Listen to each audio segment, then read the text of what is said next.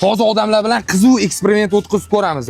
Tushunishinglar bo'yicha mana shu bitta qozondan ikkita laganga bir xil osh suzamiz va odamlardan buni qaysi birini mazasi zo'r deb so'raymiz. Birinchi topgan odam 2 kishilik osh setini yutib oladi. Eksperiment o'tkazamiz. Mana shu ikkita lagandagi oshni yeb ko'rib, qaysi biri yaxshiligini aytib berishingiz kerak. Ikkalasi ham shidi, men bu nimali bo'lganga Ko'proq shirinroq bo'ldi.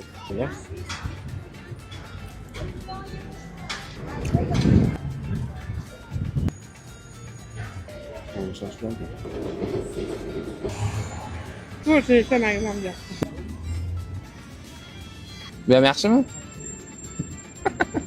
Kelo yaxshi.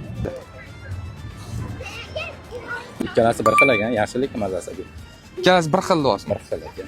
Gap yo'q, aka, lekin 2 kishilik osh setini yutib oldingiz. Rahmat. O'sha Nazarbekda mashhur 100 xil osh asoschisi Alijon shef endi Sergelida oshlarni tayyorlashni yo'lga qo'yibdi. Mana o'zimga oshdan suzdirib olib joylashib oldim. E'tibor bergan bo'lsanglar, hamma baribir qaysidir lagandagi oshni tanlashdi. Aslida bo'lsa ularni bitta qozondan suzgandik. Odamlarning fikri rostdan ham to'g'ri ekan. Osh juda ham shirin chiqdi. Menga ham mazasi yoqdi. Sizlar ham bitta kelib yeb ko'rsanglar, o'zingizlar mazasiga baho berasizlar. Kelib, o'tirib ovqatlanish uchun sharoitlarni milliycha ko'rinishda dekoratsiya bilan chiroyli qilib qo'yishibdi. Bu yoqda oshdan tashqari haqiqiy so'qoq somsani va gumma xonimlarni ham topishingiz mumkin. Manzil: Sergeli 4-5 bekatlarning o'rtasi, Rovida ko'cha. Tavsiya qilaman.